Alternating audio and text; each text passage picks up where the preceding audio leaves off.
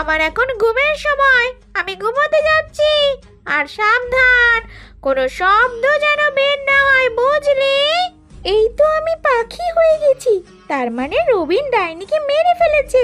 আরে বাহ, এমন মিষ্টি সুন্দর ছেলের বউ পাবো।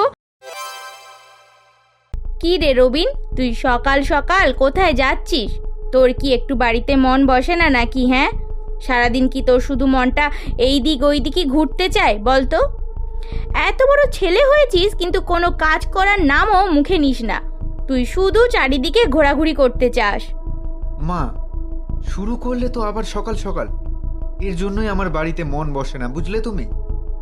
আর আমি এখন কোথাও ঘুরতে যাচ্ছি না, আমি একটু বাড়ির সামনের পুকুর পাড়ে যাচ্ছি, একটু পরেই চলে আসব।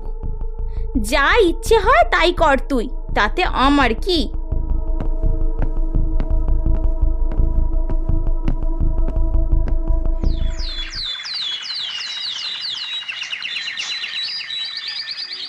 আহ, শান্তি!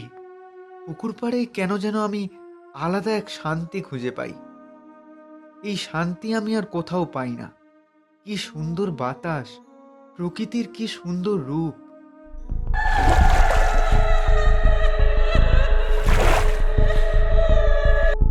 আরে, মনে হচ্ছে কেউ কাঁদছে।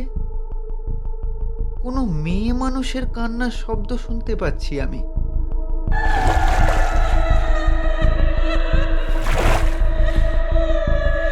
কিন্তু আশেপাশে তো মেয়ে ছেলে কোনো মানুষই দেখতে পাচ্ছি না আমি।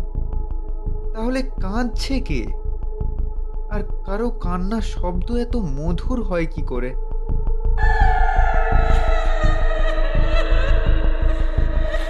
আরে, এ কি দেখছি আমি? আপেল আকাশে উড়ছে, আবার কাঁদছে। আমি কি স্বপ্ন দেখছি নাকি? না, তুমি স্বপ্ন দেখছো না, আমি সত্যিই একটা আপেল। এভাবে কাঁদছো কেন? আমার কাছে এসো। না না, আমি তোমার কাছে যাব না, তুমি আমাকে খেয়ে ফেলবে। না না, আমি তোমাকে খাবো না। বলো আমাকে, কিছু হয়েছে তোমার? আপেলটি রবিনের হাতে চলে এলো আর বলতে শুরু করলো। শোনো তাহলে, আমি ছিলাম মোহনপুর নামক এক গ্রামের এক চাষির মেয়ে। বাবা, আমাদের বাড়ির সামনে যে টমেটো বাগান রয়েছে তাতে অনেক টমেটো ধরেছে। আমি কি গিয়ে কিছু টমেটো নিয়ে আসবো? সে তোর ইচ্ছে মা, আমি যা চাষ করি সবই তো তোর জন্যই করি। তুই যেটা ইচ্ছে সেটা তুলে নিয়ে এসে খা। এটা আবার আমাকে কেন জিজ্ঞেস করতে হবে? ঠিক আছে বাবা, তুমি তাহলে বসো, আমি বাগানে যাচ্ছি। দেখি গিয়ে যা যা ভালো লাগবে সেইগুলো সব তুলে নিয়ে আসবো। ঠিক আছে মা, যা তাহলে, আমি ঘরের কাজগুলো করছি।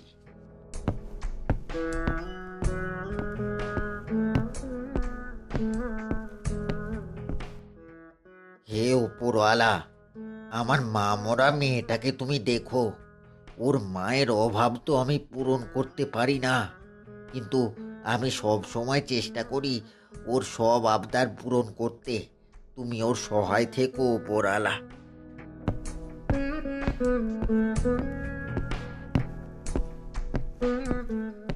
আরে বাবা, কি সুন্দর টমেটো, শসা, লেবু আর গাজর চাষ করেছে, দেখে মনটা পুরো ভরে উঠল। আমার বাবার মতো এমন চাষ কেউ করতে পারবে না। আমার বাবা পৃথিবীর সেরা চাষি। আজ তো আমি এই বাগানের অনেক সময় ধরে থাকবো, ঘুরবো, খাবো।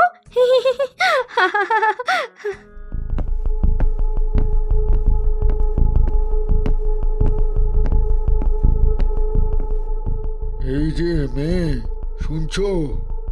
আমার বড় পিপাসা পেয়েছে, তুমি আমাকে একটু জল পান করাবে? আসলে আমি এখানে একটু কাজে এসেছি, এই পাশেই আমাদের ঘর, সেখানে আমার বাবা আছেন। আপনি যান, গিয়ে তার কাছে পানি চান, সে নিশ্চয়ই আপনাকে পানি পান করাবে। কি, তোমার এত বড় সাহস মেয়ে? আমি তোমার কাছে জল চেয়েছি আর তুমি অন্য কারোর কাছে আমাকে যেতে বলছো? তুমি জানো আমাকে একটু সেবা করার জন্য কত মানুষ অপেক্ষা করে থাকে? কিন্তু আমি সহজে কাউকে সে সুযোগ দিই না। দূর থেকে তোমাকে দেখে আমার ভালো লাগে, তাই তোমাকে একটি বর দেওয়ার জন্য কাছে এসে একটু পরীক্ষা করতে চেয়েছিলাম, আর তুমি আমাকে অজুহাত দেখিয়েছ। তাই আমি তোমাকে বর দেবার বদলে অভিশাপ দিচ্ছি। তুমি একটি পাখি হয়ে যাও। বাবা, আমি আপনাকে চিনতে পারিনি। আপনি আমার এত বড় ক্ষতি করে দেবেন না, এত বড় শাস্তি দেবেন না বাবা। আমাকে দয়া করুন, ক্ষমা করুন বাবা। আমার অভিশাপের কোনো ক্ষমা নেই। তুমি আজ থেকে পাখি হয়েই থাকবে। বাবা, দয়া করে আমাকে ক্ষমা করুন। আমি ছাড়া আমার বাবার আর কেউ নেই। দয়া করে আমাকে ক্ষমা করুন বাবা, ক্ষমা করুন। আমি তোমাকে ক্ষমা করতে পারবো না, কিন্তু একটা উপায় আছে এই অভিশাপ দূর করার। ঠিক আছে বাবা, সেই উপায়টা বলুন বাবা। তোমাকে পাখি অবস্থায় কেউ যদি বিয়ে করে, একমাত্র তাহলেই তুমি আবার এখনকার মতো মানুষ হতে পারবে। আমি এবার আসি।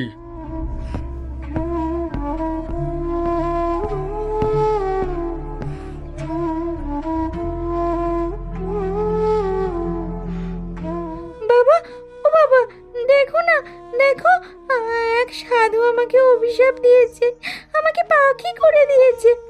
কি বলছিস তুই মা? এখন কি হবে? আমাকে একটা উপায়ও দিয়েছে এই অভিশাপ দূর করার। আমি এখন সেটা করতেই যাব বাবা। ঠিক আছে, তাহলে তাই যা মা।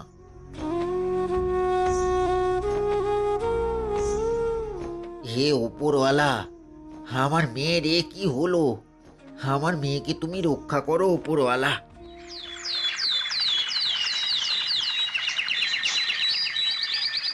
সেই কখন থেকে উড়ে চলেছি, কিন্তু কোনো উপায় তো পাচ্ছি না। আর কেউ মনেও হয় না যে আমাকে বিয়ে করবে। আমি তাহলে এবার কি করব? এইদিকে উঠতে উঠতে আমার খিদেও লেগে গেছে। কিছু না খেলে মনে হয় না আমি আর বাঁচবো। আরে আরে, ওই যে দূরে দূরে মনে হচ্ছে অনেক ফল রয়েছে। ওইদিকে যাই তাহলে একবার।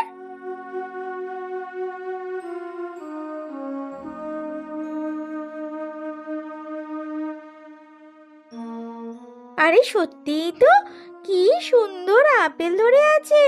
এই আপেল এখনই খাবো।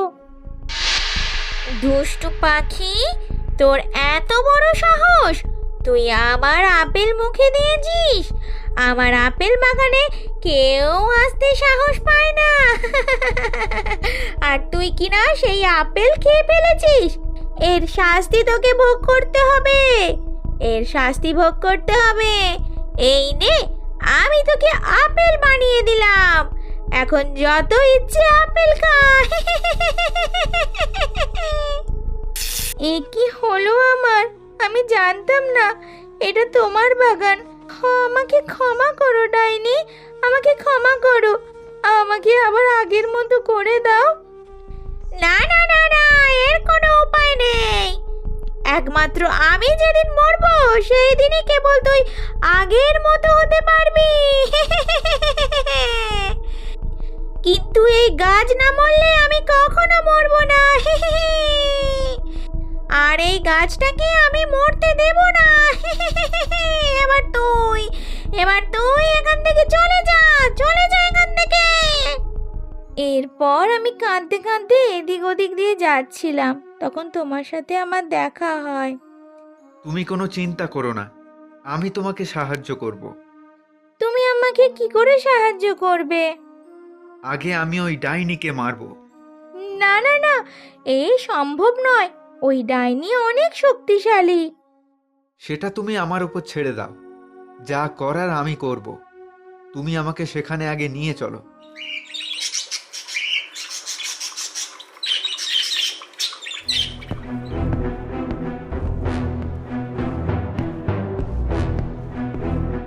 এই তো, এই পাহাড়েই থাকে সেই ডাইনি। আর আর ওপরে ওই আপেলের বাগান, সেখানে একটা গুহায়ও থাকে।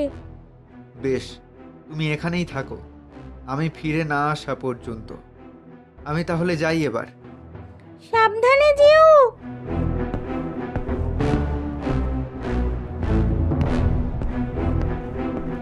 দয়ালু ডাইনি বুড়ি, দয়ালু ডাইনি বুড়ি, তুমি কি এখানে আছো?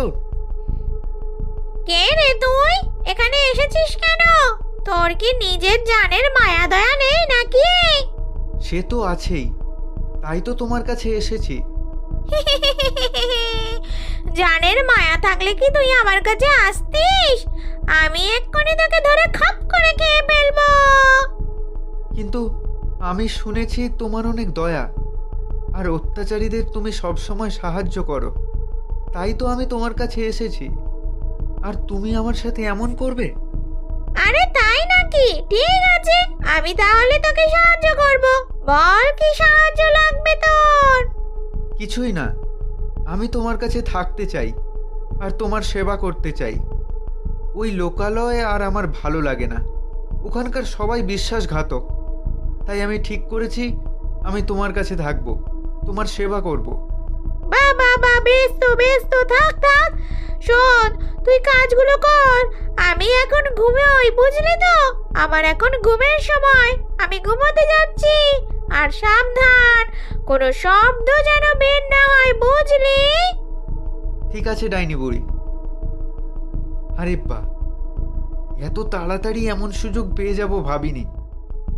এবার ডাইনি ঘুমালেই কাজটা সেরে ফেলতে হবে।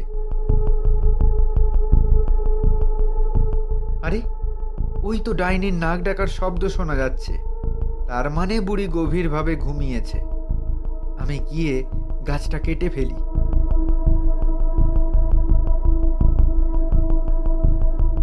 এই তো আপেল গাছ।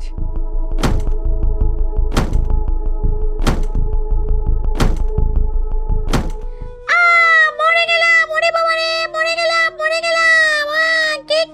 কে আমার গাছটা কাটছে? ওরে বাবা রে, মরে গেলাম। এত বড় সাহস তোর, তুই আমার সাদের গাছটা কেটে ফেললি। আমি তোকে মেরেই ফেলবো। ওরে বাবা রে, মরে গেলাম। কিন্তু ডাইনি রবিনের কাছে আসতেই সে মরে যায়, আর আপেল পাখি হয়ে যায়। এই তো আমি পাখি হয়ে গেছি, তার মানে রবিন ডাইনিকে মেরে ফেলেছে।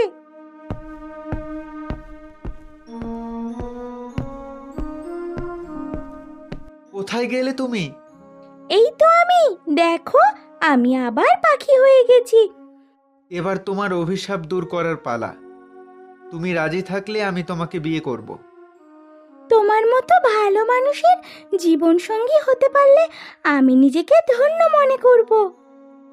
এরপর রবিনের মা আর পাখির বাবাকে সাথে নিয়ে তাদের বিয়ে হয়, আর সাথে সাথে পাখি আবার নীলিমা হয়ে যায়। বাবা, দেখো, আমি আবার আগের মতো হয়ে গেছি বাবা। হ্যাঁ মা, বাবা, তোমাকে অসংখ্য ধন্যবাদ। তুমি আজীবন আমার মেয়েকে সুখে রেখো বাবা। আরে বাহ, এমন মিষ্টি সুন্দর ছেলের বউ পাবো। তোমরা সারা জীবন সুখে থেকো গো, সারা জীবন সুখে থেকো। এরপর রবিন আর নীলিমা সুখে বসবাস করতে শুরু করে।